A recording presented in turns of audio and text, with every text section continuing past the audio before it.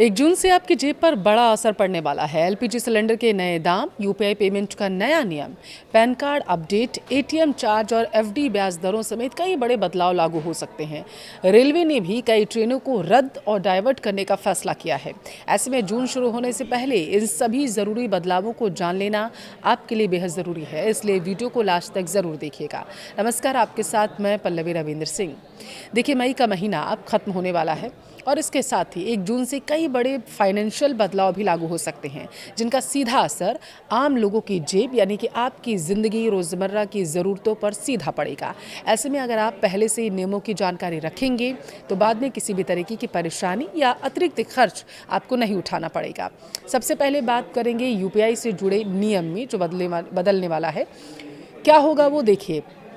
NPCI ने UPI fraud कम करने के लिए नया नियम लागू करने का प्लान बनाया। नए नियमों के तहत 30 जून 2025 से सभी यूपीआई ऐप्स को पेमेंट से पहले ही केवल असली बैंक रजिस्टर्ड बेनिफिशियरी का नाम दिखाना होगा। यानी ये 2025 में लागू किया गया था और अब जो है उसे बताया जा रहा है कि पूरी तरीके से लागू किया जाएगा। यानी अब क्यूआर कोड, मोबाइल नंबर या यूज़र डिफाइंड नाम की जगह उस व्यक्ति या व्यापारी का वेरीफाइड नाम दिखाई देगा जिसे आप पैसा भेज रहे होंगे। इससे फर्जी नाम दिखाकर होने वाले यूपीआई फ्रॉड में कमी आने की उम्मीद जताई जा रही है और यूजर्स को पेमेंट से पहले सही व्यक्ति की पहचान करने में भी मदद मिलेगी। दूसरा बदलाव जो होगा माना जा रहा है एलपीजी के रेट्स में बढ़ोतरी से जुड़ा होगा। देखिए, 1 मई 2026 से कमर्शियल एलपीजी सिलेंडर की कीमतों में बढ़ोतरी को देखा गया था। 19 किलो वाले कमर्शियल सिलेंडर के दाम तकरीबन 993 तक बढ़ गए थे, जिसके बाद दिल्ली में इसकी कीमत 3071 रुपये 50 पैसे और घरेलू की सिलेंडर की अगर बात करें 14 किलोग्राम की, तो इसमें कीमतों में कोई बदलाव नहीं किया गया था। इस बढ़ोतरी का असर होटल, रेस्टोरेंट, छोटे कारोबारियों पर सीधा पड़ा था।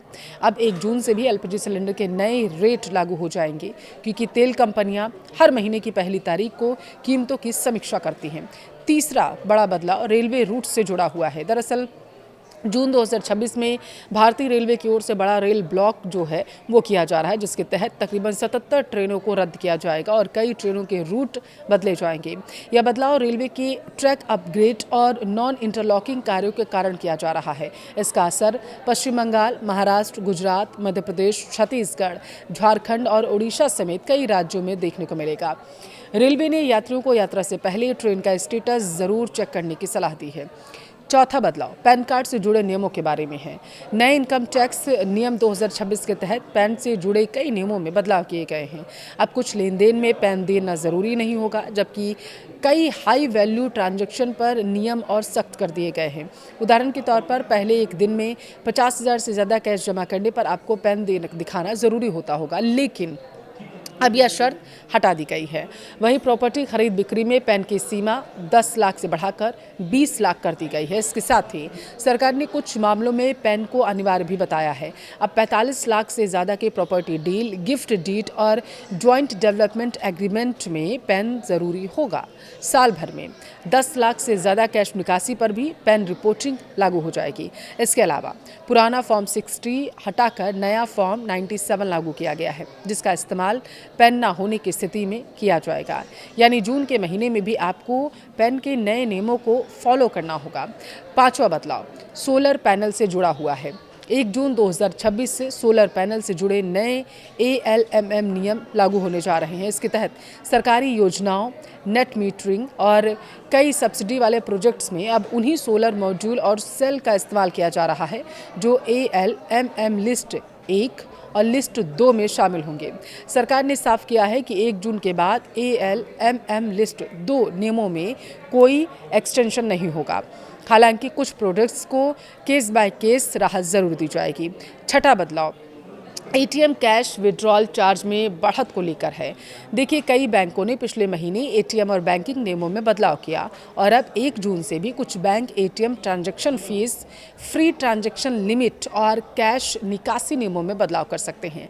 अप्रैल 2026 से एचडीएफसी बैंक ने यूपीआई एटीएम कैश निकासी को फ्री एटीएम लिमिट में शामिल कर दिया है, जबकि पंजाब नेशनल बैंक ने कुछ डेबिट कार्ड्स पर डेली कैश विड्रॉल लिमिट घटा दी है।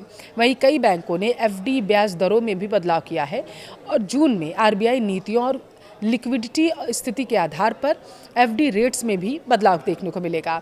ऐसे में ग्राहकों को एटीएम शुल्क, कैश लिमिट और एफडी दरों से जुड़े कुछ बैंक नोटिफिकेशन चेक करते रहना चाहिए। इसके अलावा कई अन्य नियमों में भी बदलाव हो सकता है, जो कि Aadhaar card, petrol diesel rates, RBI की एमपीसी मीटिंग में रेपो रेट से जुड़ा होगा।